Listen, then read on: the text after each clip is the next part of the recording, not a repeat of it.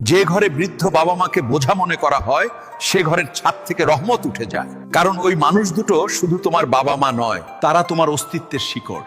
আজ তোমার কাছে তাদের বারবার বলা কথাগুলো বিরক্তিকর লাগে, তাদের পুরনো দিনের গল্প অর্থহীন মনে হয়। নিজের স্ত্রী সন্তান আর ব্যস্ত জীবনে তুমি এতটাই মগ্ন যে তাই শিকড়টাকেই ভুলে গেছো। তুমি ভুলে গেছো এই মানুষ দুটো তাদের সমস্ত যৌবন আর স্বপ্নকে মাটি দিয়েছে শুধু তোমার পায়ের তলার মাটি শক্ত করার জন্য। তারা কিছুই চায় না, শুধু একটু সময় আর সম্মান চায়। কিন্তু যখন অবহেলা আর অপমানের ভারে তাদের হৃদয়টা ভেঙে টুকরো হয়ে যায়, তখন তাদের দীর্ঘশ্বাস তোমার ঘরের প্রতিটি দেয়ালে ধাক্কা খায়, আর সেই ঘর থেকে সুখ আর শান্তি পালাতে শুরু করে।